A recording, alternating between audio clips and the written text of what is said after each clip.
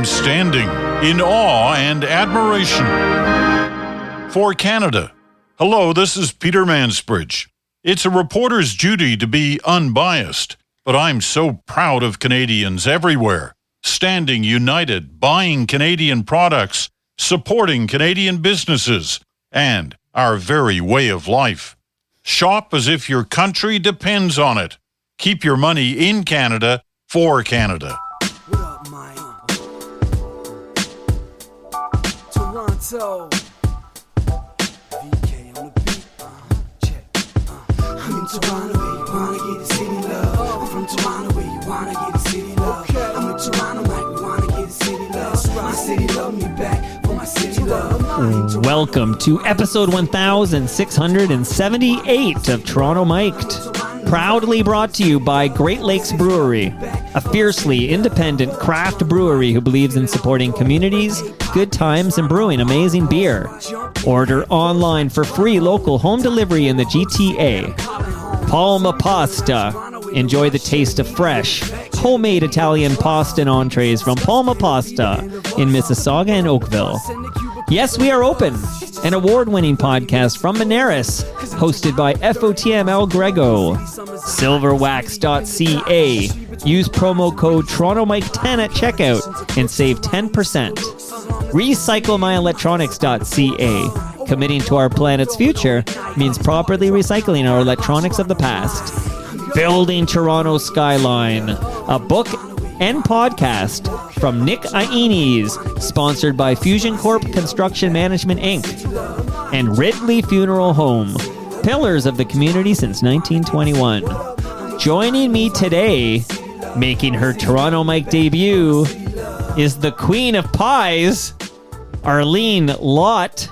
Welcome, Arlene. Hey, thank you. Is that an official title, Queen of Pies? You know, my friend and producer at the CBC, Portia Corman, coined that.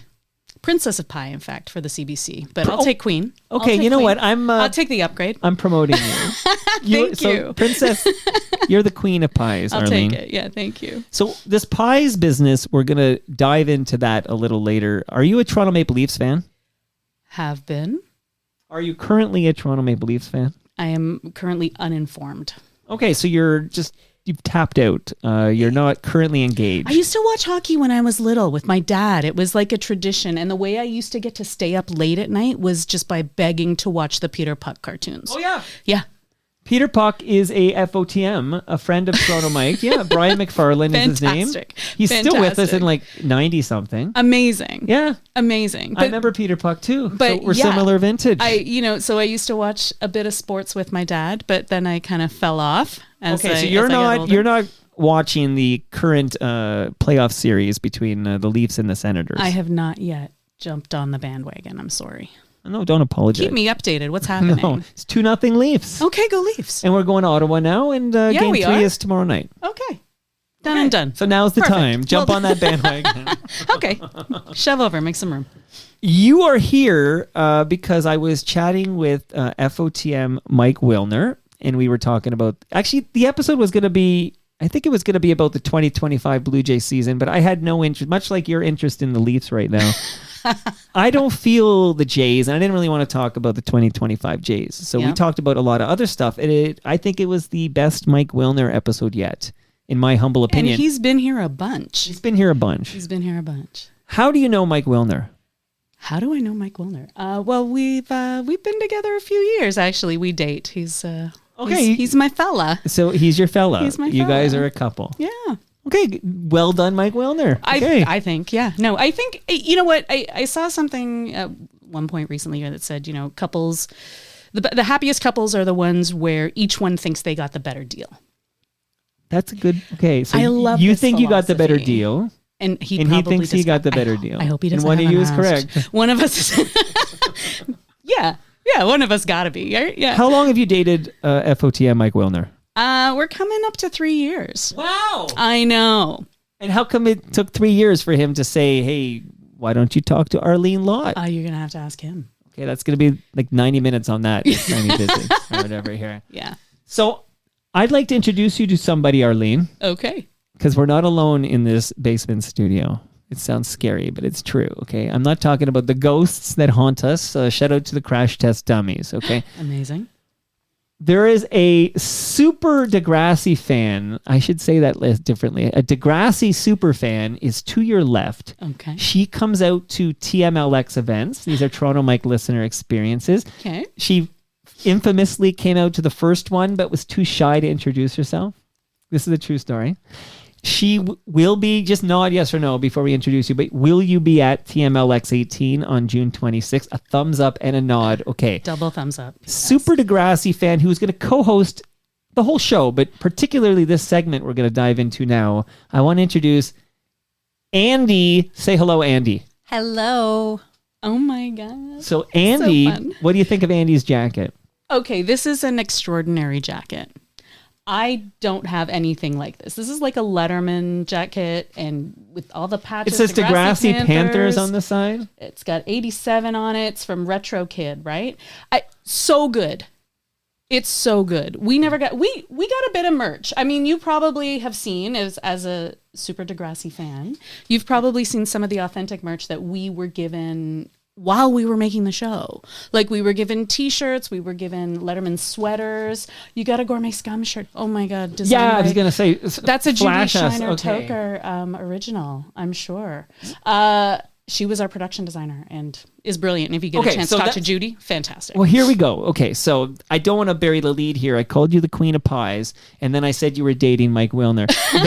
Those two alone would get you on Toronto Mike. Amazing. Okay, so you're in. I'm valid. Just for being the validated queen. right there. I don't talk to many queens, okay? Just for being the Queen of Pies Right. and for dating Mike Wilner, you're in the basement. I'll do 90 minutes on dating Mike Wilner and making pies, okay? Oh, man. But I don't want to bury the lead here, so I'm going to introduce this segment in which we're going to hear a lot more Andy because she is the biggest Degrassi fan I know. I love But it. I'm introducing it with this little ditty right here.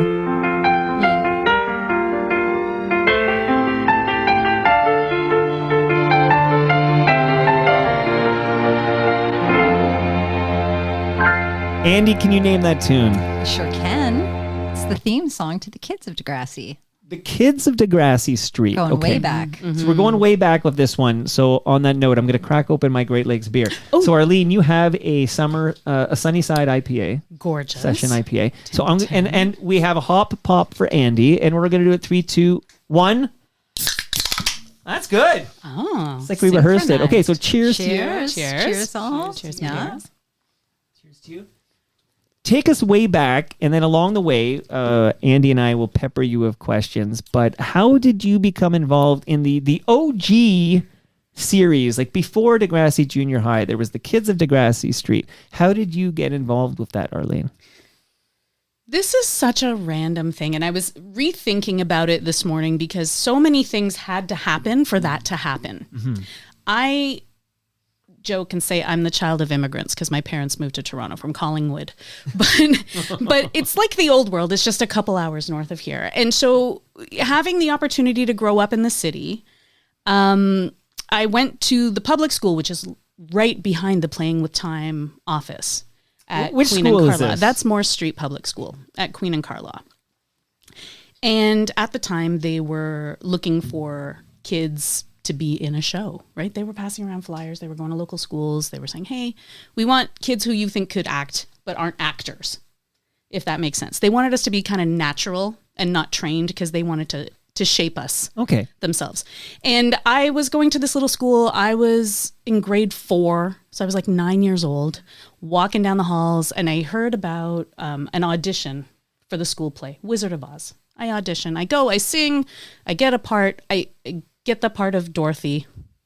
That's a big part. I know. That's the grade whole 6s freaking were mad. thing. Let me tell you that. Anyway, so it was a swing. So I was narrator one night, Dorothy another night, and it was very exciting. Yeah. And our principal basically said to the producers of the show, hey, anybody who we think would be good for you is in the show.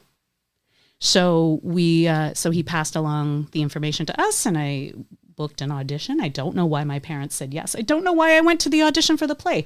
I don't know a bunch of things, but here we were. And I went and I sat and I did, a script reading with Kit and Linda, who were the creators, producers of the show. This is Kit Hood and Linda Schuyler. Yep. Schuyler, my apologies. And I remember reading script parts with Kit. He was feeding me lines, and the script was from an episode called Casey Draws the Line. And it was about Casey and Lisa, who was played by Stacey Mistician, who I know you've had here. And they were fighting about a rabbit in the backyard or something. Like, I've honestly forgotten the story, but I just remember reading lines with Kit, and they were like, great, we'll let you know. And I didn't get a role right away, but I got asked to come and do some background work. So one of my first episodes I showed up for, and I have the letter somewhere at home in a photo album, like, one of those peely, sticky photo albums you can, Of course. I got the letter where I had been called into work for a day, and I didn't end up getting used that day, just however the day went. I didn't make it to camera. No big deal. I was just supposed to be an extra that day anyway, but I remember getting paid like $10. Okay. For a 9-year-old. Big deal, right? That's a big deal. It was like 1981. That's so much money. And, but then it just kind of became a summer job. Will you come back? Will you do more? And then it was, hey, we think we could give you a part, and we have a little role for you named Rachel Hewitt. So I did a few episodes as Rachel. So you were a Rachel on, by the way, Andy, my co-host for this episode, you can just ask anything you want as it strikes you. And let me tell you this, because people who know the show, I meet with people on occasion. I can generally go through this world unrecognized right now, which is kind of nice. But because you're not Joey Jeremiah. I'm not Joey Jeremiah. Because he can't go through this world unrecognized. No, and he has that voice, right? Like everybody here... I know, but he has such a distinctive voice, Pat. So you hear it and you're just like, oh my God, I'm 14, right? But I can walk through the world generally anonymously right now. But people who I meet at fan situations and who want to talk to me about this, they know so much. The Andys of the world. And so much. I can't believe how much I've forgotten. And I'm so grateful when people tell me stories, because it's like, oh, right. I'm old now. Like, I don't remember anything. So, but this is okay. So, because we know we'll get to Degrassi in a moment, everybody. But you're Nancy on Degrassi, but you're Rachel on the Kids of Degrassi Street. Yeah. Okay. Any kids? Because I want to spend a little time on Kids of Degrassi Street. Here I am doing an on-air meeting with my special co-host Andy. But then we have to spend some more time, obviously, on Degrassi Junior High, and then Degrassi High, and then of course school's out, and then maybe if you're lucky, Arlene, we'll talk about you being the Queen of Pies, for goodness sake. Amazing. Holy smokes. Well, but Kids of Degrassi already. Street, like, I remember a lot of the actors we saw in Kids of Degrassi Street would show up in Degrassi Junior High. Yeah. But different character names. Typically, like I know Wheels, for example, played a different character. What was the name of his character on Griff? See, yeah, he had the vest or whatever. Yeah, the jean cutoff vest. Right. Yeah, right. He was a tough guy. Had the bandana. Right. Whole Okay. thing. Well, more on him later. Yeah. But for Kids at Degrassi Street, any questions about this phase of the Degrassi universe, Andy? Well, actually, Arlene has pretty much answered them, because I was really curious. How did that all start? How did you get in there? And that's really cool. Yeah, it's so random. Just luck. Absolute luck. Yeah. And what is my life? Well, you were playing Dorothy. Like you had a desire Some to clout. perform. Yeah, I don't know. Yeah, I guess so. I liked to sing. That was They don't that just was give a that really role big to thing for me. anybody. Dorothy. Thank you. You got to be good. Right? I stopped being humble about it. Yeah, no, I was amazing. You were Dorothy. I was, perfectly adequate. Well, better than that. Okay. Yeah. So it's not like you were a tree number 3, right? That's right. Come on. Okay. So this is Playing with Time Repertory Company. Correct. Okay. And you're an OG member. Mm-hmm. That's amazing. I would just get a T-shirt that said that, and that's what I'd wear. Okay. So let's get to the good stuff. Let's listen. Wake up in the morning feeling shy and lonely. Gee, I gotta go to school. I don't think I can make it. Don't think I can take it. I'm wondering what I'm gonna do. But when I look around, I see that someone is smiling right at me. Wait, that someone's talking to me. Hey, I've got a new friend. Everybody can succeed. All you need is to believe. Be honest with yourself. Forget your fears and doubts. Come on, give us a try at Degrassi Junior High. Okay. First question for Arlene is, how do you feel when you hear that theme song? It's rather joyous right now. Oh, good. Yeah. Has it always been joyous? Because maybe there was a period of time where it was less joyous, Arlene Lott? Let's say that. Yeah, there were probably times when I wish not that I wish I didn't do it. I'm always thrilled that I've done it, right? Like what a legacy, to have been a part of this uniquely Canadian program is really something to be proud of. But people of of Andy and my vintage, we have such warm memories of this program that we watched every Monday night on CBC. Like Arlene Lott's coming over. Oh, Queen of Pies, dating Wilner. No, she was Nancy Kramer on Degrassi Junior High. Like, let me just clear my schedule. You know what I mean?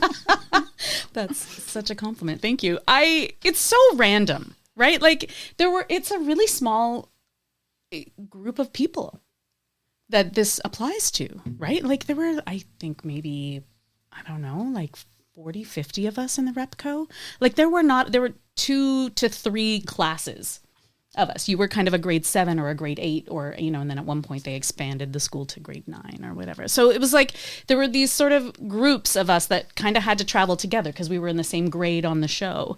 And so it felt very much like school in very many ways. So when you kind of graduate and you leave that behind, there's part of you that maybe wants to move on from that and make your way in the world as a regular human. But I think you've successfully done so, and we'll talk about that. But now it sounds like you're at a point where when you look back, like nostalgia merchants like me and fanatics like Andy, and I was also a fan. I was watching too every Monday night.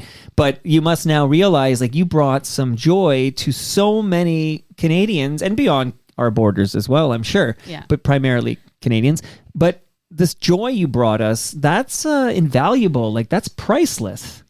It is really humbling to think about that. Like I say, when I meet people at conventions, or I haven't done a lot. Like, so you know what? I'm going to take this back to Pat Mastroianni because Pat organized Degrassi Palooza. Right. And he reached out to us and was like, who wants to do this thing? Right. And I was like, okay. So you said yes. And I said yes. And to say yes to that was to, honor that history, but also I want to thank Pat for that, and I have, but I'm going to thank him here as well for just having the concept to bring it all together, because really that has what re-energized my joy. And what are we doing? Is this 2019? When is this? Yeah, it was around then, right? Wasn't it pre-pandemic? Like it was around then. 29. Do you know? Were you there? Did I meet you?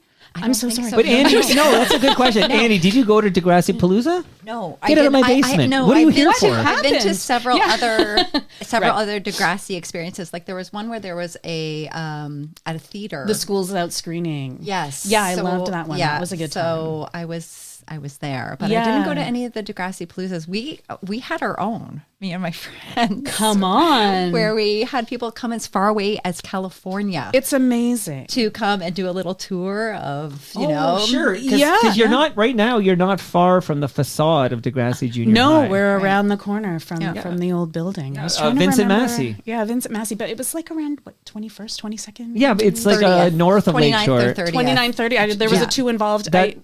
Elder is the name of the street. Like it's Birmingham turns into Elder. Okay, I'm going to have to swing by. It was on Daisy. Let's go do some photos there. Wasn't it? Well, yes, I suppose, because they put townhouses on Elder, but it's like a little bit I know it's south of changed Elder. quite a bit. Yeah. But yeah, so I go by it all the time and I'm like, that was Degrassi Junior High. Yeah. But like Pat's enthusiasm and his drive to bring us all back together, honestly, was just such an uplifting experience. What a treat. Okay, now, so I have questions, but Andy has questions too. So do you want to go first? Maybe we take turns? Sure. Yeah. But you go first because you're my special guest today. So I was starting with some like kind of general things. So thinking back to your time on set, do you have any specific memories about specific episodes or storylines that really resonated with you, that you kind of loved being a part of or just loved watching? Or that you just thought were really cool or special that they did? There are so many. I'm going to go back to, it was one of the ones that I had a bit more of a lead role in, and this was back on Kids Of, and it was called Martin Hears the Music.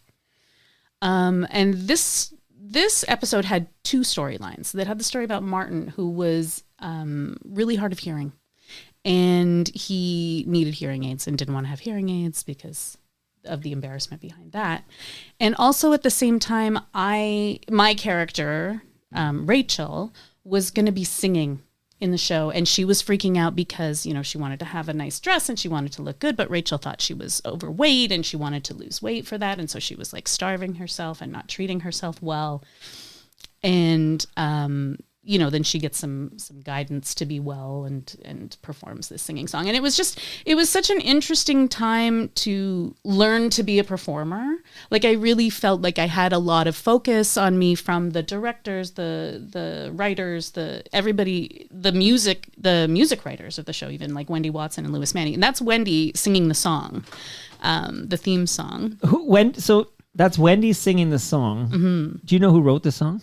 Wendy and her partner, Louis, I want to say Manny. See, Andy knows this stuff, but I'm still learning. Wendy and Louis did all the music for the show. So like Purple and Blue, you know, will be true. The theme song of Degrassi Junior, or not the theme song, like the school song. Right. That's Wendy and Louis. Wow. Like they did all the music for the show. Okay. I got to say, as a fan, I got to shout out the fight between Joey and Dwayne in the washroom. The big fight. That was So I'm just thinking of moments are just popping out now. Yeah. Intense, right? That was a good one. Speaking of washrooms, Nancy, when we got onto junior high and high, and for that point, like there was like this running I don't know if it was a gag in the production office or whatever, but I was always leaving the washroom. It was always like anytime there was a scene in the washroom, Arlene's leaving, well, Nancy's on her way out the door. Like she's always in the washroom. I'm going to admit I never noticed that, but now on rewatch I'm going to notice all the time. There are a couple of other fans who I've met who there's a drinking game. There's a Nancy drinking game, and one of them is if I come out of the washroom. Oh, that's funny. If Nancy says 200 words. Nancy says 200 words, shot. Okay, so now it's... No, I've forgotten all the rules. I'm sorry, but so there Nancy, is a Nancy Kramer drinking game. Well, I'm going to play a little Nancy for those who... For example, Hey Ref is on the live stream now, and he's a little older than us, and he completely missed the show. Like, you really do need to be... I feel like if you have to be of a certain age when this show... And if you are of that age... It hits you hard and it stays with you forever. But if you got like 10 years up on that, you're not watching this kid show. Right. Well, speaking of Wilner, he's just a few years older than me, and he missed it. Right. Like it wasn't. But he is for 73 years old, Mike Wilner. In spirit, maybe. So, because Mike, you're right. Mike's not. Mike, I think he's just got a couple 5 years on me. Mm-hmm. Okay, he missed it completely. Wasn't for him. Right, he was too old. It wasn't for him, and we were playing kids maybe like a couple years younger than us. We were very close in range to our characters' ages. I felt like Joey and Caitlin and Wheels and Snake, I felt like they were my age. Right. So I was born in 74. So I don't know whether I'm a 72. Like, you know, we're all kind of 70 to 74 in there somewhere. Andy was born in 89. So I don't know why she likes the show so much. I'll have to figure that out here. Okay, so it was for the younger folks, right? Let me hit you with some of my stupid questions, okay? Okay, go. So, the first episode of Degrassi Junior High, it's really focused on Stephanie K. All the way with Stephanie K. Like, this was a big saying in our schoolyard forever. All the way with Stephanie K. Or Nicole, yeah. But Stephanie K, the actress who plays Stephanie K, leaves the show very early in the run. Like, she goes off. And I remember I would see her on a CTV show with Lyle Alzado. Yes. The late, great football player, okay? And it seemed, and my perception was that, she left for greener pastures or whatever. Do you know whether there was any thought maybe did she have any interest in coming back or bringing that character back? I got to get her on the program. You're going to have to get her here. I can't speak to that for her. Does Andy know? I don't know. But, we get some updates from 1236. He's always keeping us updated. We need him on the live stream right now. Tell me what's all the way of Stephanie K. She was a jazz singer. Maybe she still is, but would perform jazz. And I think she does some like journalism, quasi-journalism as well. All the way of Stephanie K. I don't want to misrepresent her work right now, so I can't speak to it. You don't know. You don't know what you don't know here. Yeah. Okay, I'm also going again to tell you.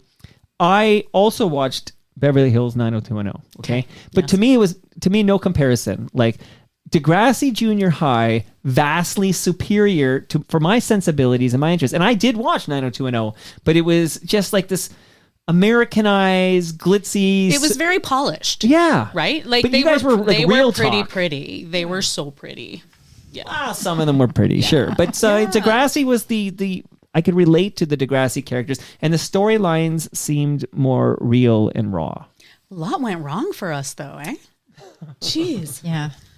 Well, Nancy did all right. She did okay, but you know what? Like some of that, I have to think. Like she's kind of typecast, right? Like I wasn't the school editor, but I was very involved in the No, you were the clubs voice of reason. I mean, in my real life, right? But like on the show, like editor of the newspaper, student council, like that's very true to form for me in real life. Okay. As well, so it wasn't a big stretch. Before we get back to Andy, because I know she got lots of questions here, but I do have a Cam Gordon question for you. But first, I thought we'd play a little bit of your, for those who don't, for the Hey refs out there who didn't watch Degrassi. Here's how you sounded. I just pulled 1 minute here. Attention students, don't forget that next Thursday night is when 4 of our finest minds take on Lieberman Junior High on the TV quiz show Quest for the Best. Let's all turn out to cheer them on as we What's J.D. Salinger's best-known book? Easy, The Catcher in the Rye. Correct. Easy. Miss Avery gave us a huge list of sample questions to study. Here's your copy. Thanks. My parents are going to be so proud of me. Mine too. And mine. I just know they're gonna do something embarrassing. My mom said she bought me a brand new outfit for the show. Nobody's going to see it under your school sweater. Sure they will. Remember, we practice tomorrow at lunchtime. Okay, but I don't need any practice. I don't need any practice. You can be weird sometimes. She's a jerk. So there you go. That was a great episode. I love Quest that for the Best episode was a so great much. episode and heavy. Oh, yeah. Well, yeah, for Heavy. if you haven't- spoiler alert, the mother who was going to buy the dress or whatever, an alcoholic. Yeah. Kathleen's Do you mom. know who played Kathleen's mom? I do. Tell me. Stefan Brogren's mom in real life, Snake. You knew that, right, Andy? I sure knew did. that. So Snake's real life mom played the mom. I think her name's of Sheila, Kathleen. maybe? Sheila. Yeah. Lovely lady. Okay, keep Yeah, those fun fantastic facts lady. coming. All right, okay. more fun facts Yeah. at the actual Quest for the Best studio shooting, right? Like where they're filming the episode of Quest for the Best. Right. The extras in the audience, like all our parents. Okay. Yeah, my folks are in there. And this is like a rip-off of like Reach for the Top, Yeah, essentially. yeah. I guess. For those, and I watched Reach for the Top as a Yeah. kid. Like it was a big deal. Sure. I could be wrong, but Wilner might have been on Reach for the Top. Wilner's a smart cookie. I could see He's a him on very Reach for the smart- Top. I'm gonna have to Find check out, that confirm that fact story later. before I But go yeah. to press. Will do. Oh, and seems, any fun- seems like something he would do, though. Yeah. Yeah, well, he's a learned guy. You know, he knows his trivia. Okay, your turn, Andy. Okay, so my question is, so you were on Kids of Degrassi Yes. and then Degrassi Junior High. Was there like a new audition that you had to do, or was it just kind of assumed that you would have a role? There wasn't. Let me say this. We had agreed that we would all be kind of changing our characters, or they came to us. They asked. They were like, what do you think? Like, would we carry these characters forward? We're thinking about changing them, and we're like, let's change them. You know, whatever. Right? There are no guarantees in life, so let's take that chance. So I don't remember an audition per se. I feel like there was always a place for us, but I think they were just trying to figure out who the show was, like who all the characters were. And for that whole first season, I didn't have a line. I was just in the repertory company. I was in the background that whole first season until like the last episode of the first season of Junior High. And I was like, is this ever going to happen for me again? Like I was kind of like, is it over?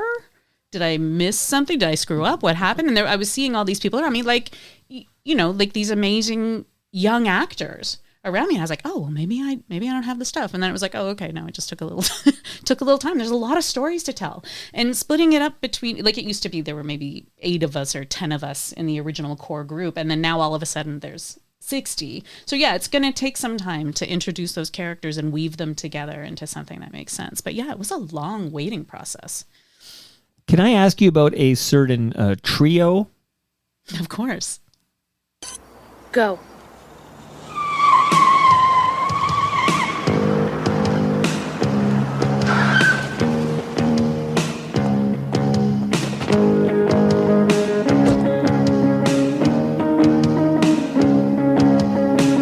Everybody get ready and get into gear.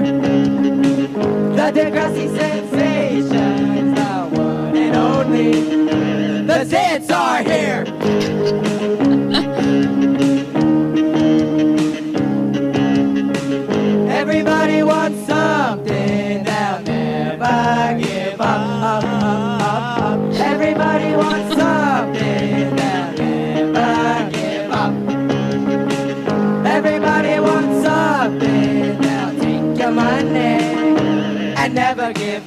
and never give up.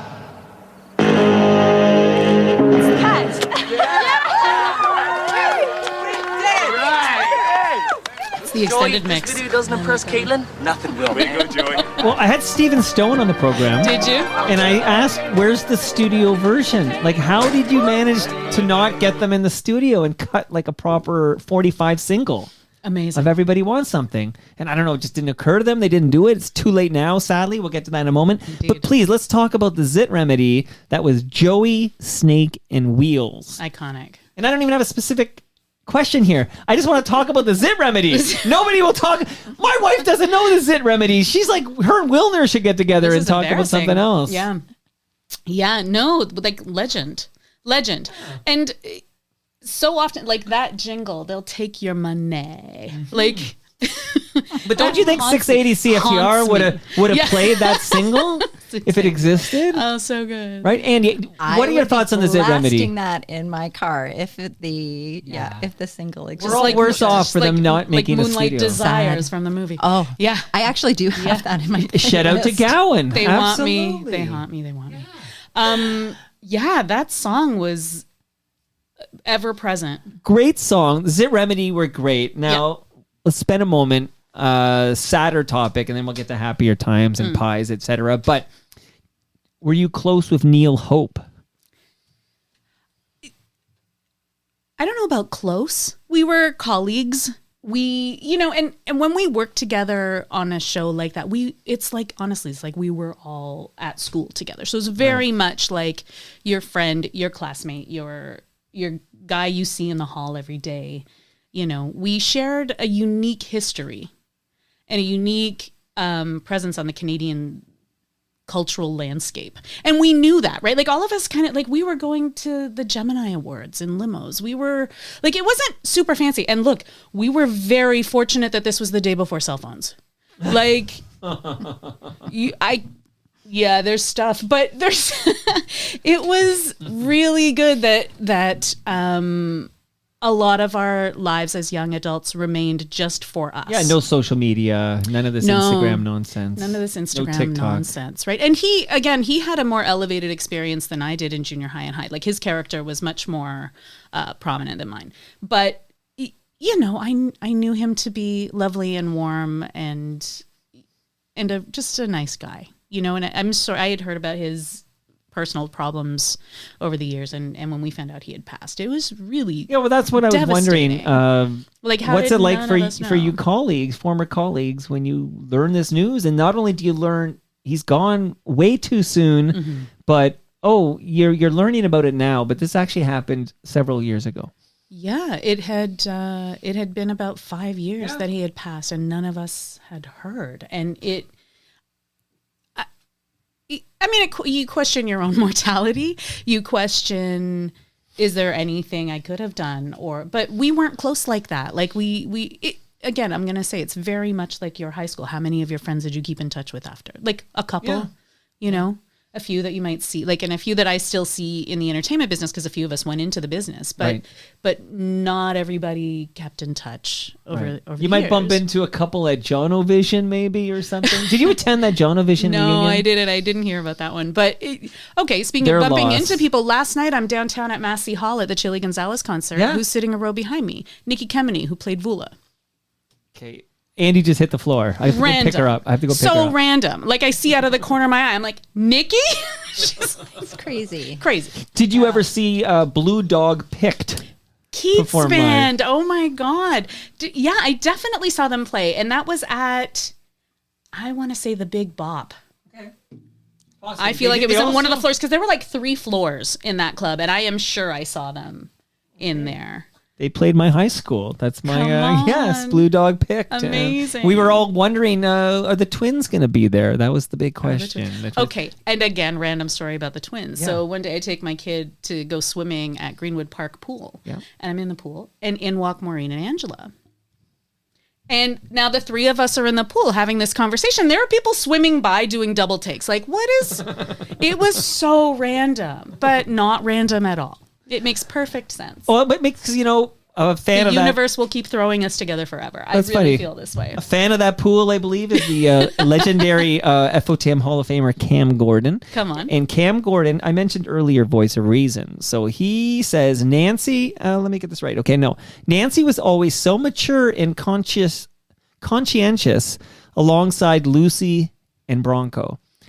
He puts them in the same category. That's nice, He wants yeah. to know your thoughts on who are the most responsible, quote unquote, voice of reason characters on Degrassi. Oh, yeah, he's right about that. He got like Lucy, Bronco, Joanne for sure was like anchored. She was amazing.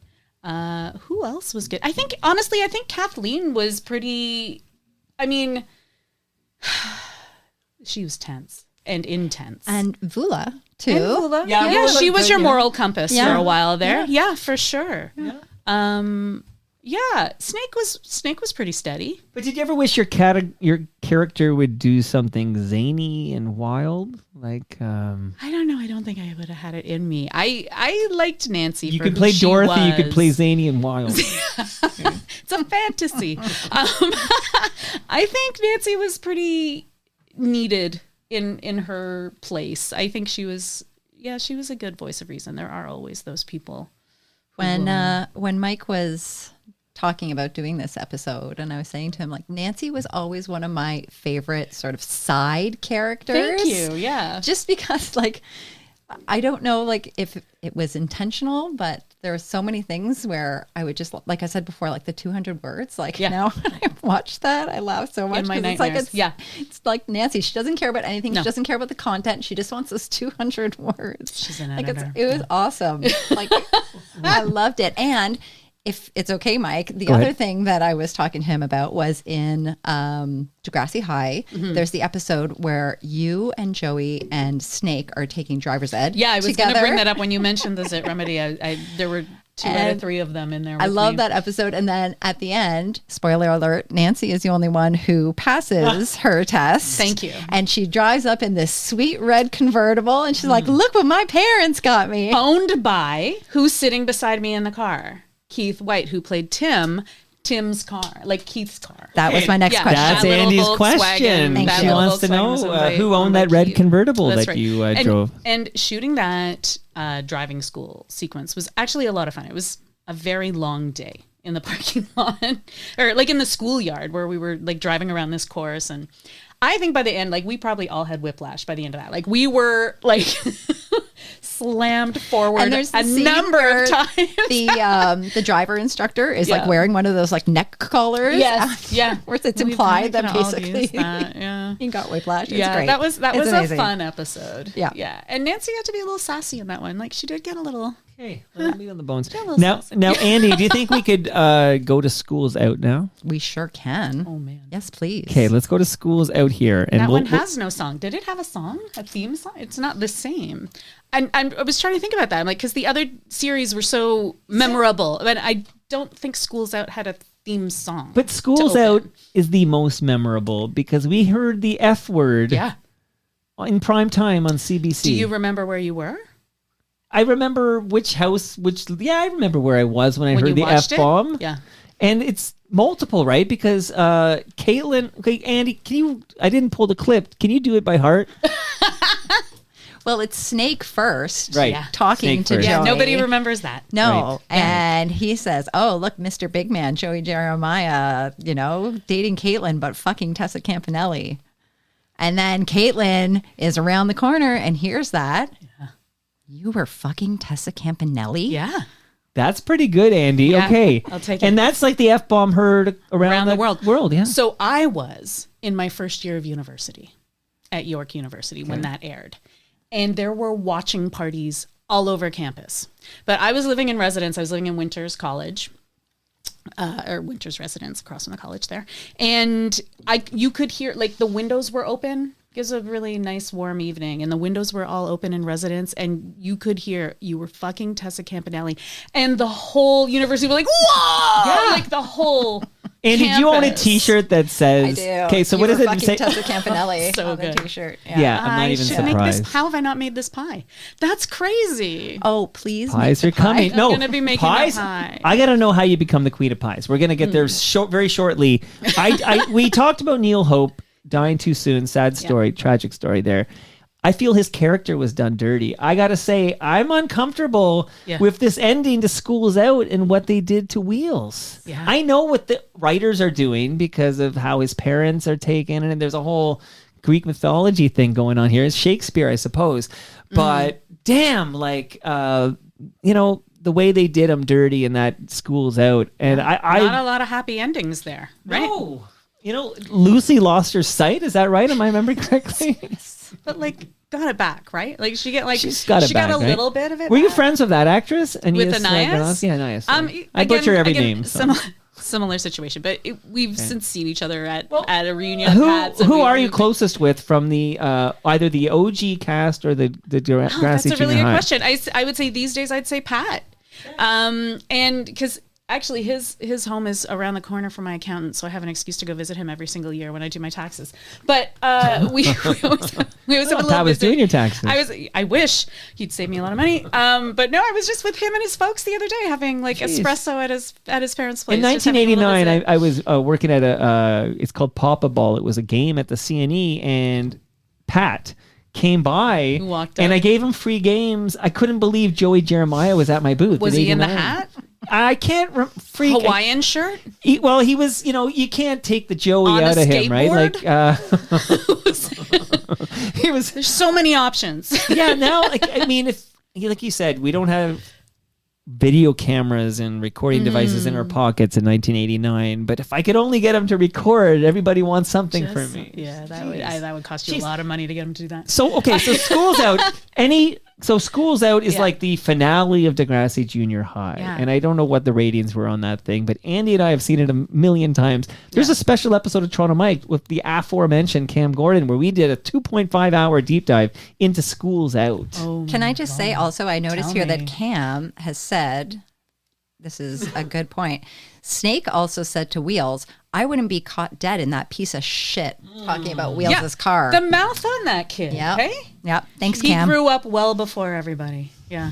Oh, jeez. Snake was ahead of the game. Okay, and so I don't want to wrap up School's Out. Andy, any School's Out questions? Did you enjoy the soundtrack?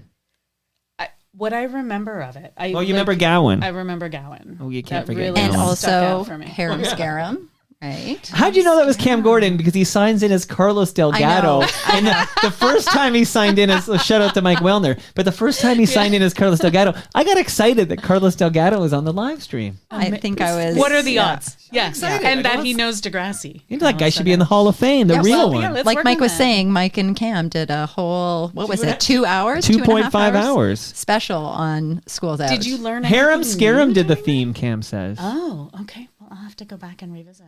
Okay, we've got a lot to do here. Did you know you were coming by for 90 minutes of questions about your Degrassi craft? I mean, I did. I should have been more prepared. You weren't prepared, I'm okay. embarrassed. And I think in School's Out, there is a scene where you're basically talking about what your future is. And it's not confirmed, but it kind of sounded like Nancy was going to be a doctor. She talked like that, didn't she? Yeah. And I think she was like, and I'll be 4 years and then 4 years doing this. Like I kind of got the impression that Nancy Had a future. is Dr. Yeah. Nancy now. She could be Dr. Nancy. She could be the queen of pies. She could be Doctor of Who knows Pies. what Dr. happens Pie. here. Doctor of Pastry. Okay, so Degrassi Junior High, Degrassi High, and then School's Out obviously meant a great deal to many a Gen X Canadian, I would argue, including Andy. Don't think who's you got need to argue that. great, I think great it's fact. jacket. Yeah. So that you can actually go to these Degrassi Paloozas. Are they still happening? Not in the same way. Like Pat tours with the Degrassi tour, and I have, and that's mostly like him, Stacy, Stefan, Kirsten Bourne. That's Tessa. And that was Tessa Campanelli. And sometimes Silak goes. Silak Sesanasi, who played Yik. Like it just sort of depends. They do sort of a smaller Yick and Arthur, tour. you know, it's all coming back because I don't even know. Can you see this series on Gem or something? Like, can you see Degrassi I Junior don't High know. today? It's definitely on YouTube. Yeah. All the okay. episodes. All the episodes. Are It there. is on a streaming, or it was. It may have been on Prime. Prime. Oh, I heard about that. And so people will message me every once in a while and say, oh my God. And I was like, oh, I haven't even watched the whole series with my daughter. Like, she didn't really have a concept of what I've been known for or how I got into this business. She didn't really understand this till How old is she now? She's almost 20. And so, it's not for her, right? But so I showed her the first couple of episodes because we were going to be going to Pat's for a barbecue. He's having everybody over around Palooza time. Can Andy come to the next one? Right? And he was having everyone over just to, get together beforehand. And I said, oh, I'll bring my daughter because I was picking her up from music camp and we'll swing through. And, so I was like, you should probably know what this is. Like, I showed her the first couple of episodes and when you watch them back, they're so earnest. Like, we would show them to 8-year-olds now. Like, they wouldn't be, and I don't mean kids I mean like junior high. And she was just like looking at me like, oh my God. And it's such a different time. But I'm thinking now Spike had a baby. Shane jumped off a roof. OD'd and jumped off a roof. Like, scared the shit out of me. It's a bridge, but yeah. The bridge at the concert. Why do I think it's a roof? It's a bridge. After the Gourmet Scum concert. concert. The Gourmet Scum concert. Now, there was Luke gave him a tab of something like LSD. What were they definitely taking? acid, right? It Dropping was. acid. Yes. And there was real life events at the time. We hear about someone would drop acid after a concert or something and then would think they could fly or something like that. It scared me straight. Or they would drown. It was Benji. It was a Pink Floyd concert or something. Yeah, I think it was. Right. Yeah. That was a big deal because I've still not tried acid because I'm really afraid I'll jump off a roof, a building, you don't or know a what's bridge. going to happen. Just don't do it. Well, I saw what happened to Shane, and I do know there was post. So now I guess we have the new next generation comes at some point, and of course people like Snake and Spike, they're in the damn show. And Wheels came back for the first episode. I know there was a moment where he got to come back and. I don't know if it was. I don't think it was the first episode. He comes back. Because I remember he came back early. Okay, he comes back. He does come back though. It got me to the new next generation. Next generation. But there was a movie where the aforementioned Jono from Jonovision plays Shane because the actor who played Shane said no. Yeah. Like this happened, but this is now we're post Arlene Lott. Yeah, you're post me, but also kind of not. Let me tell you Tell another me story. now. So when Playing with Time evolved after that show, they did another series called Liberty Street. I'm gonna take you through a couple of little things here to get you to there. They did another series called Liberty Street, and they reached out to everyone who was in the repertory company as actors and said, hey, do you want to come and learn to be a technician? Do you want to come and apprentice in our departments? And at this point, I was just finishing my 3rd year of university. I was at York, and I was doing theater production and design. And I was like, yeah, I could come. I could work in the costumes department because I did costume design, or I could work in the art department because I did set design. Right. And so because J.C. Hunter also wanted to do costumes, so they sent her to costumes and they sent me to the art department. And so I fortunately got to work with these like juggernauts of the Toronto film design scene. Like Carol Spear designed the pilot of Liberty Street, and then Tamara Deverell took it over. Carol Spear is David Cronenberg's production designer. Wow. Tamara Deverell is now Oscar nominated, has been working for Guillermo del Toro for a billion years. And I've worked with her many years since, right? And then her daughter has worked for me, and now my daughter has worked for us. Like, it's all just sort of crazy. So Liberty Street helps you segue from actress to behind the scenes in the industry. And a lot of the things, like Tamara was instrumental in just helping me land in graphic design, which is what I do now. I work in film as a first assistant art director. I do graphic design for sets. And so not the visual effects stuff, but the stuff that's real. Like, you know, if this was a set, I would do the can. I would do all the logos on your wall. I need some art direction in this set of mine. Okay, it's fantastic. Are you kidding me? It's beautiful. That's not what Andy said. So that's what I do now. But really, I started working for her. I didn't have a computer, but I could use a computer. So basically she's like, here, make this. And so I consider myself kind of a master forger. I can look at something and make it. So amazing. That's how I got that gig. So I watched Liberty. I remember because I was a big Degrassi head. Yeah. I watched, and Joey was in it. Yeah, Joey was in it. He wasn't playing Joey, but he was in Pat was in it. That's right. And that was shot in Liberty Street in an old building. I went downtown to do some research for the show, and we found out that the building that we were in, it was 107 Atlantic Avenue, and it was in the archives of the city of Toronto as a tinsel factory. That was its first recognized business. Oh. And I was like, oh, I loved this story. I was like, this is so great. And I brought it to the writers and they were like, eh. Are you kidding me? Anyway, after Liberty Street, they come up with this idea. They're going to do Degrassi Next Generation. And so they reach out to me and they're like, hey, do you want to design the pitch documents for that? So I was fortunate enough to sit down. I got took all the information. We made family trees. We did all kinds of things. And we pitched that series. It went to the CBC. And CBC passed or they didn't make a deal. I don't know actual details. And then we pitched it to CTV and that was the Next Generation. Did you know that, Andy? Well, I knew it was on CTV. Well, yes, we all know that, Andy. But it's just such a random. Did you know that Arlene Lott worked on those pitch documents? I didn't. This is all news to me. This is wonderful. Yeah, and then just I didn't do the series, but I was art departmenting at that still, point. okay. It was So, interesting. Pop quiz. Name gosh. the only. No, this is no. We talked about this before I pressed record, but I got the name. Okay, so name the only CFNY program director who also appeared in every episode of Liberty Street. That's the question. Okay. So there's only one human who satisfies both Toronto Mike requirements here. That's so funny. I cannot remember the actor's name, but the character was it Diamond Dave? Well, the actor's name was Reiner Schwartz. Reiner Schwartz. That's right. I can picture his afro. And he went, close, His character's name was Drive Home Dave. Drive Home Dave, not Diamond Dave. Close. Man, I can have all these memories of Liberty. I remember watching Liberty Street. Like, this was like similar vintage to me, and I was like, oh, they're living like this cool life, it was and these supposed to be lofts, like and they're biking, and it's like, I want to do that. Yeah, it was. What was that? Reality Bites. It was supposed to be that kind of a vibe. Like, what happens to you when you're a young adult, and can you get a job, and can you navigate your life and pay the rent, essentially. So you mentioned you moved into art direction. Mm-hmm. So I'm just going to shout out, because I don't know, you might be humble and I need to boast for you, to shout out a few of the series that you worked on, okay? And then you can tell us how involved you were. But huge series as far as I'm concerned. Orphan Black. Yeah. Did you work on Orphan Black? Season 1. Yeah, we built that show. That's a big deal. It was a big deal. It's like globally acclaimed. Yeah. And it was, that was a very exciting series to see grow. And sometimes you work on things and you look at them and you're like, this is fun. And some things are for the money. Some things are for the beauty. Some things are for your heart. This one was like, we knew as soon as we were reading the scripts, we're like, oh man, this is good. Okay, wait. It's so delicious. When every script was like, we were just sitting in the art department waiting for the next script because we're like, what's next? What a great show to be. Imagine being a part of Degrassi and Orphan Black. Okay, can you imagine? Mind-blowing. Yeah, you're ready for Ridley Funeral Home now, as far as I'm concerned. Okay, very important question though from Carlos Delgado. Okay, should be in the Hall of Fame. I'm so excited.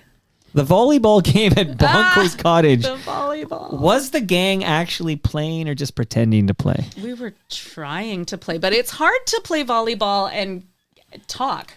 Like, and hit your mark the exact same place every time. Well, they did it in Top Gun, didn't they? With their shirts off. I'm trying to think of movies that have volleyball scenes, and I can only think of Top Guns. Top Guns, both of them. Top Guns, right. The Top Guns. Okay, you tried to play. Okay. Yeah, we tried to play. We're not great. Important follow-up question. Where in Toronto was the house in the Schools Out house party at the very beginning? So there's a house party at the beginning of Schools Out. Where was that house in Toronto? Think back, Arlene, okay? We're really jogging your memory today. Was it supposed to be Lucy's house? Yes. Okay, then that was at 120 Pape. That's huge. Okay. And I Rosie Gray T.O. Roll out. Regret to inform you that house has been torn down. Shout out to Ridley Funeral Home. R.I.P. 120 Pape. That house belonged to Kit and Linda, who were partners at the time, like married at the time. Well, I don't know, married. Well, they're still together. Married, yeah. No, they're not married anymore. No, they split, and Linda's with Steven. And he's acting like I should know this. He acts like he's still. And Kit's passed away. Yeah, Kit's passed away.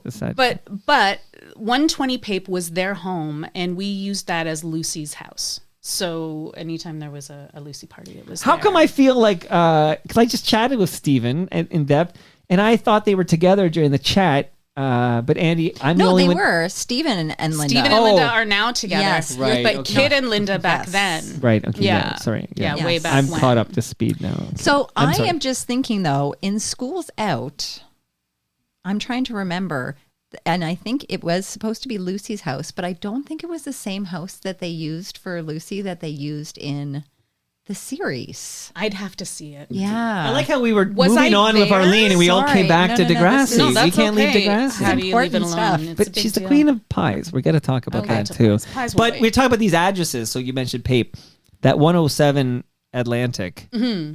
The VP of sales worked at that address for a full year and he hated that job. This is coming from the live stream, Oh my God, live.torontomike.com. that's so funny. Okay. This is all very That's important. Oh, by the so way, funny. Carlos Delgado has already updated Wikipedia with this information. Thanks, Carlos.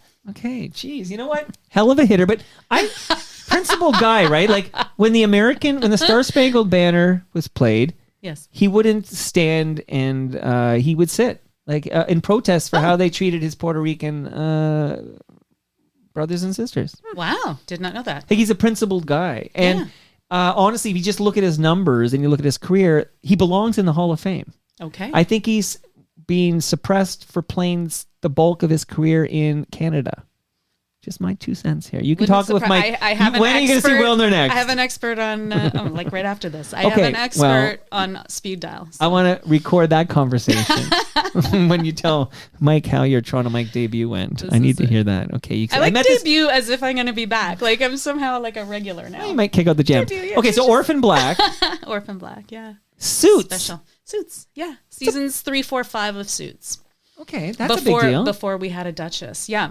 Right. Yeah. They brought back that show in some form. Yeah, Suits LA. Okay. Suits LA is up and at 'em right now. I have not yet seen it. What kind of music do you like? Oh, I'm a throwback girl for sure. Like, let's go 80s new wave. 80s new wave. So Also, Spoons? do for sure. Is that Romantic Traffic? Yeah, absolutely. Do you know who co-wrote that song? Gowan? A guy named Rob. Was it Gowan? No. Gowan Wishes. Gowan He Wishes. co-wrote Romantic Traffic. Yeah. It's a guy named Rob Pruce, who was the keyboardist for Spoons. Oh, fun. But Rob Pruce excitedly yesterday sent me jingles for Toronto Mike sponsors. So I'm glad Andy's here I too. got a little chill. So I'm going to play the Rob Pruce, and I grilled him on the, because I heard it and I'm like, I think this is like, he's not listening. I think it's like AI slop. I'm like, I really don't like AI slop on my Oh, program. this got awkward. Right. But Rob explained to me that he's like an arranger. It got awkward, but it's okay. What's Rob going to do? It's going to be awkward when he Okay, hears Rob this. knows I love him dearly. But it's like, he's the arranger, and yes, AI is his instrument of choice for these productions, but he uses them as a musical arranger. So he's not just pressing a button and then this is what spits out. There's a lot more Rob Pruce involved. So I'm actually going to play them one by one, and you two can tell me what you think. can vote? And I'm going to give you some gifts for making the trek, Arlene Lott, Thank you so much. if that is your real name. John Lott covered baseball. Any relation? No. And that's what Mike says every time he gets a message from John Lott. He's like, hey, John Lott, no relation. He took some this John Lott, who's retired now, took some amazing photos of Exhibition Stadium. Oh, wow. Because there's not a lot of good photos out there because it was pre-digital and everything. While you're going through my IMDb, I worked on the last movie that filmed there at Exhibition Stadium. What movie was that? That was Detroit Rock City. The Kiss movie, yeah, with Heck Eddie yeah. Furlong, which That's right. came up organically in the last toast because he played. Yeah, we talked about Detroit Rock City. How random. Yeah, we used He was in Terminator Exhibition 2, for Stadium God's sake. as our exterior. And you know for a fact that's the last movie filmed at we Exhibition were told Stadium? like they were tearing it down pretty shortly after that. What time are you done? We got the cranes Kinda. here? Yeah. it That's was supposed to be- amazing. was it Kobu Hall? No, what was supposed to be something hall from in Detroit, wherever they Okay, were supposed to be. sure. Kobo Hall? Kobo Hall? We'll take Oh your my word for God, it. help me, internet. Anyway. Well, shout out to Eddie Furlong, who wore the Public Enemy shirt in Terminator 2. Yes. And I was a big Public Enemy. I remember at the time being very excited that he wore the Public Enemy shirt. So good. Amazing. Okay. So I'm glad I brought up Rob Pruce, but you brought up the 80s new wave stuff and it all ties in. So I'm going to play some of these and we'll get back. Then we'll talk about your baking career Yeah. because I think that chapter is so mind-blowing and you're the queen of pies, for God's sake. So we have to talk about what the heck's going on there. Are you ready? Yeah. Okay, listen closely. Shout out to Ridley Funeral Home, pillars of the community since 1921. What do we think about this? Arlene first. I love that. I love the nostalgia factor. I love the Pleasantville vibes. That extra little bounce at 1 after 20 is a nice little hit. That's a good time. Andy, what do you think? I liked it. Yeah, I thought it was cute. I have one for each of you. Ridley Funeral Home measuring tape. That's for you, Arlene. This is amazing. I've seen one of these in person. Have you used one of those? I get one too. Thanks, Mike. Of course. It's so nice. I've always wanted one of these. And double-sided, metric imperial. Yeah. This is the best. You can measure pies. I could measure pies. We'll get to that in a moment. Okay, so that's the first one. We're going to burn through these, Thanks, and then we're going to get Ridley. to the pie. I even pulled a little clip about you. Okay. You ready? Mm-hmm. Palma Pasta, come and taste our authentic Italian cuisine. Palma Pasta, enjoy the taste of fresh homemade Italian pasta and entrees from Palma Pasta. Palma Pasta, we're in Mississauga and Oakville. Palma Pasta, it's the best of Palma Pasta.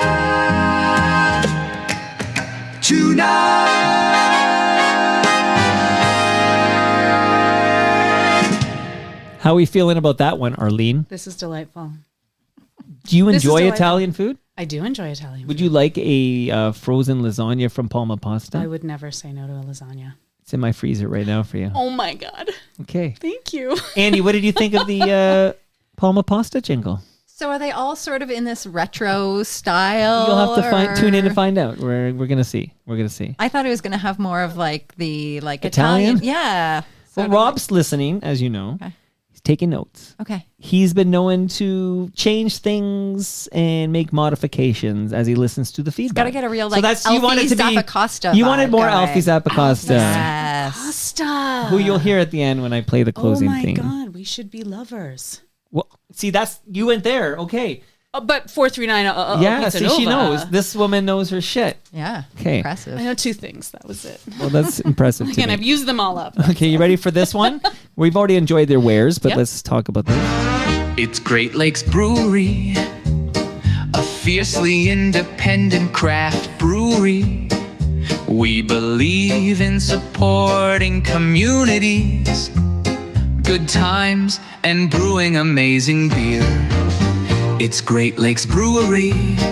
Order online for free local home delivery. In the GTA, good times and amazing beer. That's GLB.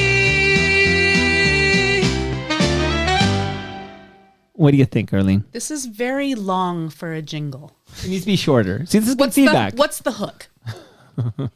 Where's Maybe- the hook? maybe I that need one- a little snip. Because that one's 37 seconds, so maybe 20 seconds. I need a snippet.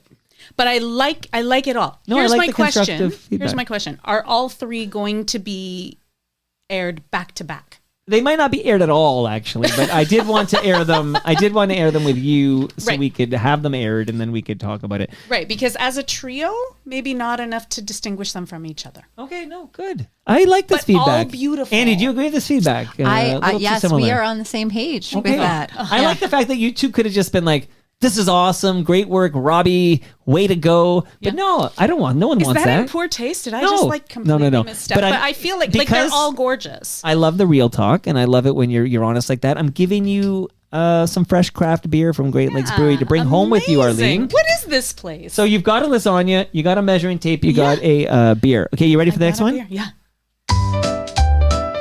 Yes, we are open. Yes, we are open. An award-winning podcast, only from Oneris. Yes, we are open. Yes, we are open. Hosted by Algrego. He's an FOTM. And yes, we are open. Are we open? Yes, we are. Yeah. So your feedbacks, I feel like you're right. They're similar sounding things. They need to be more distinctive and maybe a little shorter. Maybe a little shorter. I really like that. Okay. That was cute. That's the correct answer. Arlene, I'm giving you a wireless speaker from are Anaris. We are open. Because with this wireless speaker, you are going to listen to Yes, We Are Open. Yes, we are open. and we are everywhere. The most city TV everywhere. Where's Jojo Chinto? I only got Mark Daly loaded up. Jojo said no to me. So I had I almost called him Stu Stone. Stu Stone was here earlier today, so he's on my mind. But in fact, make sure we come back to Avi Federgreen in a moment. That's a note for you. Okay. But Peter Gross, dear friends. Yes. Yeah, I had him in person make a plea to Jojo Chinto to get Jojo on Toronto Mike. And Jojo was like emphatic with his, nope, I'm not talking to any podcaster. Hard pass, yeah. So he took a hard pass on that. I always remember Jojo. He always got the weirdest like reporting jobs. Like there's a cat up a tree. Like Jojo got those jobs. Well, here's Mark Daly here. Hold on. The following program contains adult themes, nudity, and coarse language. Viewer and parental discretion is advised. Yeah. So the most recent episode of Yes, We Are Open was Al Grego going to Regina. Have you ever been to Regina? Never. No, me neither. Have you been to Regina, Andy? No. I have been to Saskatchewan, but not Regina. Where'd you go in Saskatchewan? Took a flight into Saskatoon. Did you leave the airport? Wow. Yes, and then drove to North Battleford for a wedding. Okay, that's way up north, This right? is why people go to Saskatchewan. My goodness gracious. Weddings. Okay. They got big mosquitoes? Not when I was there. It was I don't know why I May, think. Maybe that's Winnipeg. Who knows? It's all the same to me. Yeah. Okay. So Al sat down with Amanda Ray, who owns Base Studio, a thriving hair salon in Regina. And Amanda shared her story from a stylist to a business owner, the challenges she faced and the resilience it took to overcome them, especially during the COVID-19 pandemic. So please subscribe and listen to Yes, We Are Open. Okay. Got it? Got and with it. your new speaker. Brilliant. You know what? Al would want Andy to have a speaker. I can hear him in my head, like, give Andy a speaker. Like, That's a sweetheart. give Andy a speaker. That's how Al would say it. Okay. He's a true sweetheart. So he's reaching under the desk right now. Andy, Speaker! you know, don't tell Live Fumka because she wants a speaker too. But I'll give her one next time I see her. I'll bring one to TMLX 18. This is amazing. By the way, Thank on June you. 26th, you and Mike Wilner should come to Great Lakes Brewery in South Etobicoke. It's like 30 Queen Elizabeth Boulevard, down the street from the Costco, not far from Royal York and Queensway. Familiar with that Costco. Palma Pasta will feed you. Great Lakes will buy you your first beer, and you can hang. It'll be amazing. TMLX 18, 6 to 9 p.m. on June 26th. Is that a Saturday? It's a Thursday. It's a Thursday. Well, maybe. Yeah, maybe. Jays often don't play on Thursdays. I think Mike told me, because I think I did the same pitch to him, and he said they're off that day. They're off. And he might have put it in a calendar. You and Mike Wilner need to come to TMLX Can you 18. imagine? Holy crap. Public Okay, appearance. hold on. I got to finish my Prussian clips here. We're almost done. We're almost done. You ready? This is quite just an some era. advice, okay? Yeah. I don't have a gift for you on this one. I should talk to these people, get you a gift, but here we go. Committing to our planet's future means properly recycling our electronics of the past. We need to do it today. That means we need recyclemyelectronics.ca today.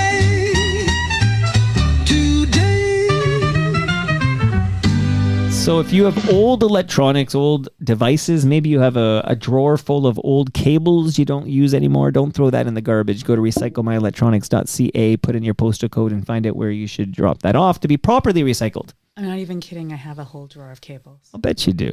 I bet you got some don't some know Kids what of they're Degrassi for. Street cables that you gotta. I don't have cables, but I do have a box somewhere in the house of VHS recordings of the original series.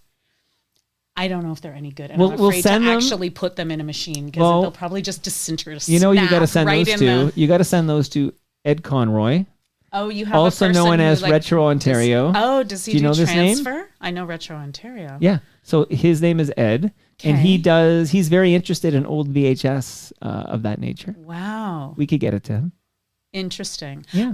I bought a VHS machine with one of my work checks when I was a kid. $10? Yeah. No, it was like a lot of money. It was like $200. No, I meant those. back in You the- were getting $10. Oh, with in my the beginning. $10. No, eventually we made a little bit more, but it was like such a big thing. And I remember wanting to buy it because there was going to be a free Much Music weekend on cable television. And I wanted to have a VHS machine to be able to record a Duran Duran documentary. No, you're called speaking my Sing language. Blue Silver. Okay, you know the name. Okay. Yeah. And I you- had to have that machine by then. Did you make it was the mistake? a top loading. It was the whole, yeah. Did you make the mistake I made in that you sat there and edited out the commercials, and then years later you realized that Oh, you that's pressed what the you recording well at you the wanted the commercials, but at the time you didn't want the commercials. But now you would only want the commercials. No, I wasn't so. That's a me thing. Okay. I wasn't so buttony. All right. So two more, Very clicky. and then we're gonna talk pies. Two more. Shout out to Nick Iones. This is your jingle, Nick. Building Toronto's skyline. It's a podcast and book from Nick Iones, sponsored by Fusion Corp Construction Management. Perfect. That's the perfect length, It's right? perfect. 10 seconds. Perfect. I think your feedback is excellent. I think you're exactly right. Done. No notes. Yeah. Now, this one's going to be 3 times that length, but you're going to get an amazing present at the end of this, and I can't wait to give it to you. Here we go. Silverwax.ca. Absolute care for your car. From beginners to experts, Silverwax is a name to remember. Use promo code Toronto Mike 10 at checkout to save 10% at silverwax.ca.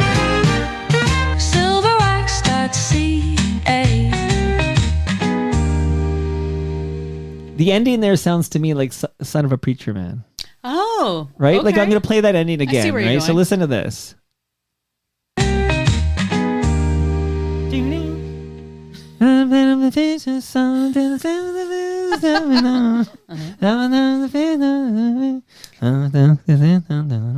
Okay. That was lovely. I have from Silverwax, and everybody listening, remember the promo code is Toronto Mike 10. Use it liberally. It's amazing. I can't believe I'm giving you this robust kit. It's unbelievable. This giant bucket, these 2 spray bottles, the interior and exterior of your car, it's going to be the sheen. It's going to sparkle. It'll be so damn clean. It'll be so easy for you to do. Even Mike Wilner can borrow the kit and use it on his automobile. Lovely. That's for you, courtesy of Silverwax. Thank you, Silverwax, because my car is very old and very sad, and this will make it much happier. All right, so here we are now, finally. Okay, here's how we're going to get there.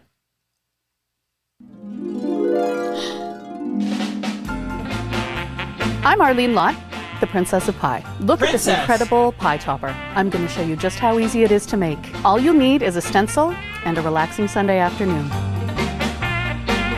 Do you have both I've of those prepared things? my pastry, and I'm going to just finish rolling that out.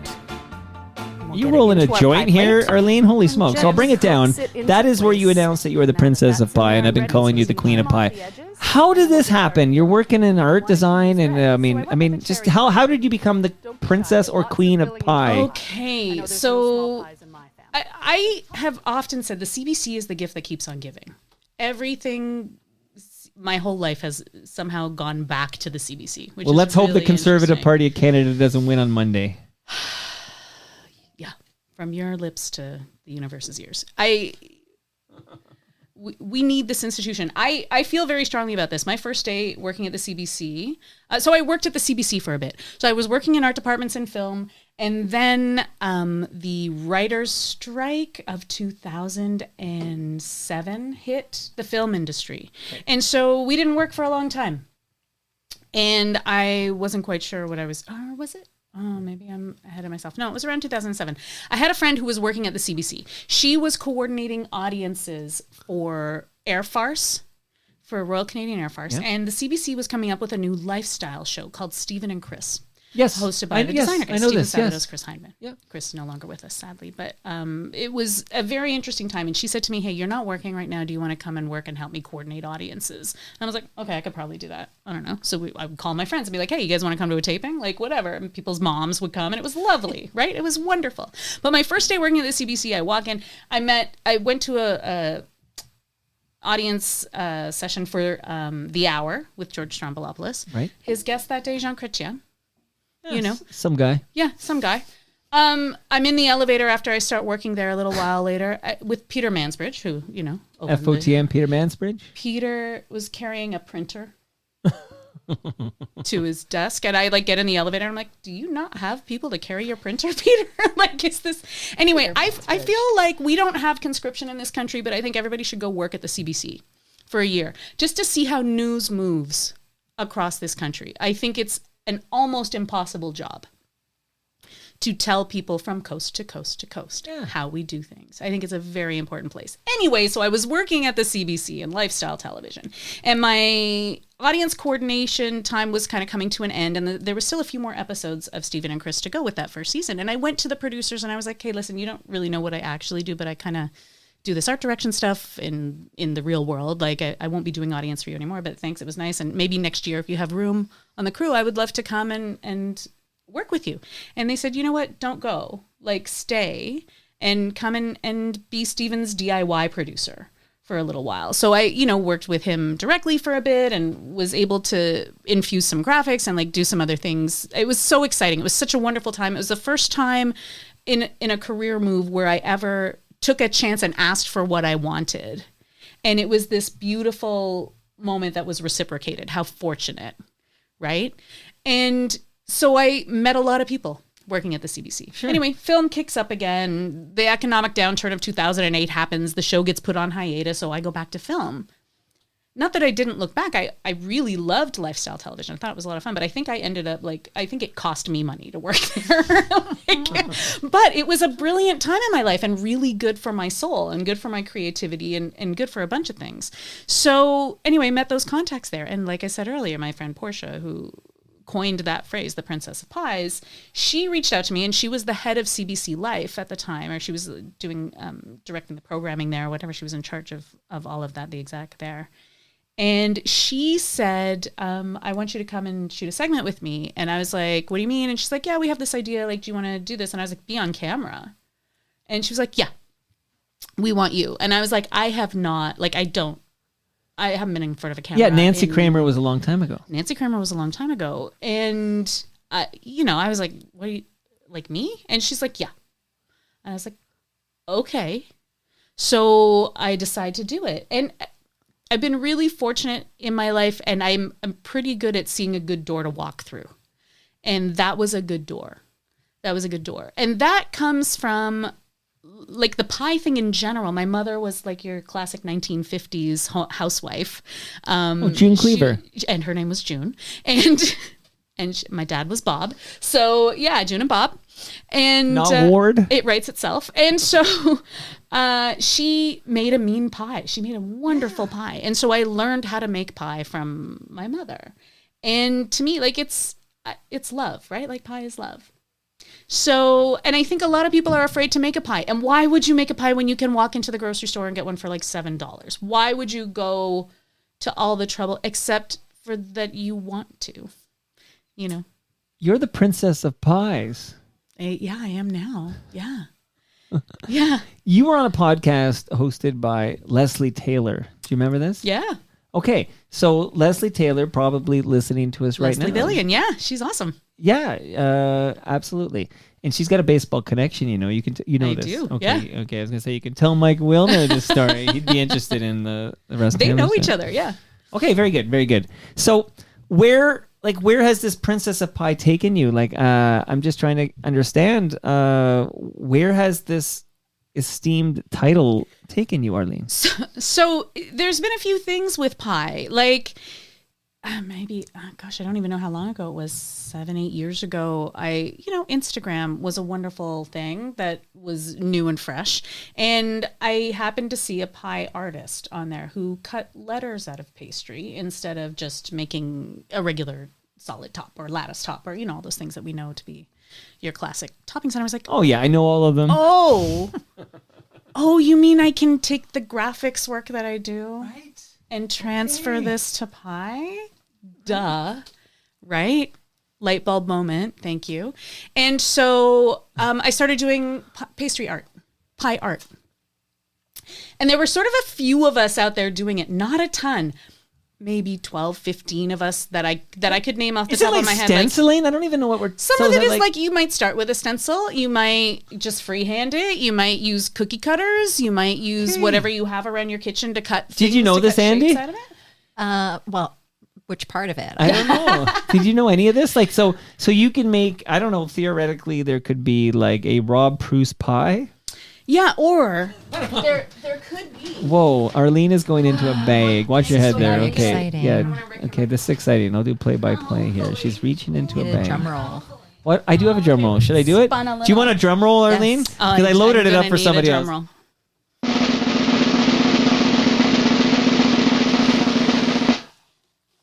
Oh my God! So I was trying to. That's amazing. I was trying to visualize. Pie. So I have to. That's amazing. Okay. I never go anywhere empty-handed. Okay, wait, so can I you see have this? presents. I have presents. So am I allowed? I guess For I you. can't This angle is it for too you. much, right? Yeah, be careful that letter. The E spun on me in transit, but there you go. So multiple things. One is I told my wife the Queen of Pies. Although now, do you want Princess of Pies? Like, what do you I want to don't be? care. You do what you got to do, man. So it's your title. So I mentioned the Princess of Pies was coming over, and she goes, "Is she going to bring a pie?" And I said, "Well, I didn't ask her to bring a pie. Like I would have, I don't know if she's going to bring a pie. not assume, and this has got some heft to it. It's a glass plate. It's just And the stenciling, which I'm going to make sure I get a photo of, that you did here, is the Toronto Mike logo, essentially, with the microphone. This is now I know what you're talking about. It's gorgeous. Pie art. Yeah, and because I do graphics in film. Oh wow, it did actually. Hold on, I want to take a picture of you holding that pie, like in your studio. Okay, take a photo. Okay, Andy let's will just entertain take us a with a moment. story of her Sing us a song. rebellious youth. I'm very curious. What kind of pie? That is a blueberry pie, wild blueberry with a little, it's tiny little. Mike, bit of how lucky are cranberry. you? You know what? Blueberry is an amazing. I fruit. took a chance because I don't know if you have allergies. I don't No know. allergies. Oh, thank God. I lived my whole life. I don't know if you hate fruit. No, Like I some love people fruit, hate actually. fruit. No, fruit's my friend, but Reggie's and I are learning to get along. But for my whole entire life, I was told I was allergic to penicillin because of a reaction I had as a baby. Okay, I didn't put any in there. No, but the story has a happy ending, which is in my 40s, I thought, maybe I should get tested. Like, maybe it's not true. Because all my life, I've been saying every time you get asked. And you you're don't allergic. know if you pass it on your family, whatever, Yeah. And I got tested, and I'm not allergic to penicillin. So, I lived with this. I don't know if it went away or if it was just bullshit from the beginning. Did it nag at you? Has No. it been a fear Well, like your whole life? Do you know and if how you had known how every many time you're times? sick, they want to give you penicillin? Yeah, that banana stuff. Is when that- you're a well, kid, I right? wouldn't Like know. the banana antibiotic. You're right. I you never wouldn't got. know. It I was never got to delicious. enjoy it. I'm not even Andy, kidding. do you enjoy penicillin? The banana stuff? That was bananas, that cough was the syrup good shit, man. for when you got like strep throat or Yeah. whatever. Yeah, it was good stuff. Yeah. Okay, so I'm blown away. You know what? You've earned your lasagna. I know all the thank goodies here. you. Thank you so much for the pie. Yeah. So, And- so this is what I do, right? Like I look at images. ArleneLott.com. Yeah, that's the website. Well, The then just letting the listeners know they might want to go find out how to get a pie. I will. Yeah, you can commission me through the website. Also, my Instagram is Arlo Designs, and that's a place you can see more of my current work. To be honest, Arlo Designs. yeah, I don't update the website as often as I should, which is ever. So, but I do respond to my messages that come through the website if you want to commission something. But I do cakes, I do pies, I do dessertscapes, I do all kinds of things. But that's the side hustle.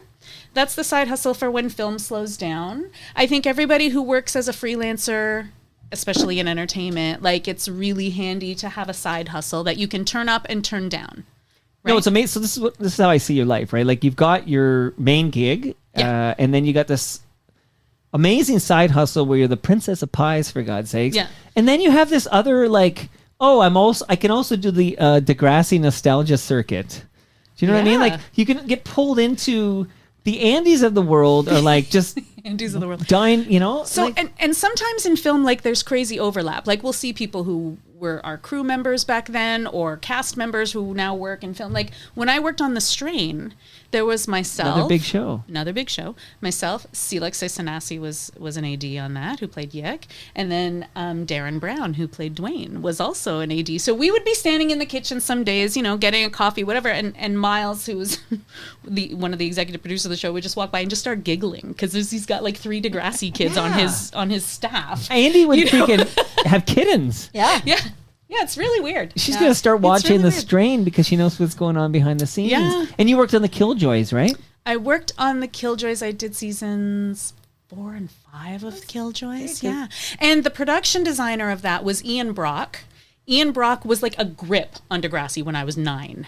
Like he, eventually. Oh, Andy became- knows that. Okay, And she knows all the grips. And when I went back to work in film, and I went to work on what show was it? Riverdale. Yeah. Riverdale. It's Cynthia Dale, right? Ian was the. Oh no, is this the production- Archie's one? There's two, No, Riverdale's. not the Archie's. Yeah, the one. Cynthia Dale It one. was the Canadian Coronation Street. Cynthia Dale. Essentially, I don't know if Cynthia was on. Why do I think Cynthia Dale was in Riverdale? Melissa DeMarco.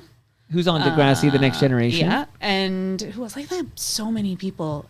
Stuart Arnott. Was Mr. Ravitch a good guy? Radich? Yeah, Radich. he was Okay. lovely. Dan, he's I was lovely. remembering him in the head as Ravitch. It's Radich. Radich. Radich, yeah. He's a good guy? Yeah, lovely. Because I liked his voice. Great voice. What about Miss Avery? Great voice. Amazing. It was just her birthday yesterday, I think. Yeah, Michelle Goodeve on Earth Day. Earth Day is her birthday.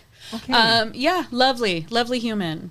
Okay, you're a lovely human as far as I'm Aw, concerned. this has Andy, been this great. is your last chance here because we're done now.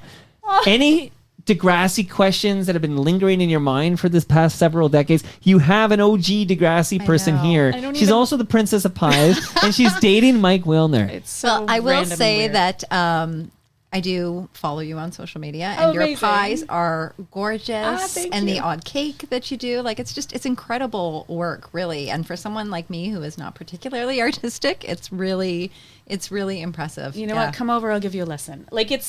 I think the thing about pastry, it's like a dog. It senses fear. So if you are afraid, the pastry will tear. It will break. It will do what. Just zen out when it's pie time. Anything we don't know about Mike Wilner, but we should know that you'd like to share with us? Nothing I can disclose. Did he tell you, don't you dare No, he did tell not. any He Mike did Wilner not. stories on Toronto Mike? No, he wouldn't dare. Can we do 90 minutes on Mike Wilner? I didn't. That was the pre-interview. Just you Arlene. two? Okay, I gotta go. Oh, I didn't record this. This is our pre-interview. You ready to start? Yeah, let's go. Let's go. Andy, how was this for you when you saw this studio? Because you've heard many an episode of Toronto Mike, and you saw the studio for the first time today. You'd never been down here. What were your honest feelings? It was a little underwhelming, I have to say. Yep. She tells it Shout like out to it Chris is. Murphy from Sloan. But I only say that because when you watch it online, you watch the video or the live stream, it looks so big. Smaller than you thought is what you're telling me. You thought it would be. You I'm thought it would sorry. be bigger. I did, Mike, but You I'm hear this? sorry. That's some low hanging fruit right It there. was a little She thought- little you know what? smaller than I thought. You no longer get the Ridley Funeral Home measuring tape. If you It's thought it, mine. how big do you need it to so be? that she can't measure. This is yeah. And it's not the size; it's the content of the character, the product that you get to listen to. On Which is Toronto Mike. fabulous, Mike. Oh, So thank! much- I was just waiting for that. The highest so. of quality. And how was this for you, Arlene Lott? What a great time. Thank you so much. Amazing. Okay, we got to take our photo after this. Yes. And I'm gonna get a photo of this pie before I eat it all tonight. Amazing. Go Leafs, go! Any predictions for Monday? No. The election, I mean. Oh, yeah, no. No, like Andy, do you have No. any predictions for Monday? Because this is recorded. I know. I don't. have- I'm scared I will jinx it if I say anything. I- so Do you want me to make a prediction? Sure. Why not? Have at her. Pretty big majority for the Liberal Party of Canada. Pretty sizable majority. I'm just going to note that Mike also said that Hillary Clinton would win. So I also said Kamala Harris would win. yes, you did. So this will be 3 strikes. I'm out. Right. No, we can't afford your strikes, sir. And that brings us to the end of our 1,000. By the way, Avi Federgreen is a friend of yours. You want to shout him out? Oh, we have not seen each other in a super long time, but we worked together on Liberty Street. So Hey, Avi was here earlier today for his podcast, Unleashed. His special guest was Stu Stone, FOTM Hall of Famer. Amazing. People should listen to episode 3 of Unleashed Okay. by Avi Federgreen. Amazing. And that brings us to the end of our 1,678th show. That's unbelievable to me. What a big number that is. Okay. Go to torontomike.com for all your Toronto Mike needs. Go to arlenelott.com for all your pie requirements. You can commission her, I learned. I like that. It's like a painter. Yeah, it's bespoke. Yeah. Yeah. Yeah. That word pops up everywhere. Like everything's 'Cause it's bespoke. fancy. That's The right. pizza shop is the bespoke pizza place. The mortgage brokers are bespoke mortgage. Customized to you. Yes. Much love to all who made this possible. That's Great Lakes Brewery. You got your beer. Palma Pasta. I've got your lasagna. Maneras. You've got your speaker. Silver Wax. You've got your car care kit. RecycleMyElectronics.ca, Building Toronto Skyline, and Ridley Funeral Home. Andy just made a measurement and says it's too small, Mike. See you all tomorrow. So I mentioned Chris Murphy, underwhelmed. Do you know who my guest is tomorrow? It's Andrew Scott from Sloan. Amazing. I will have all 4 members as FOTMs, assuming he doesn't Buffy on me. But that's tomorrow, 2 p.m. You can watch us record it at live.torontomike.com. This is Romantic Traffic. Thank you. See you all tomorrow.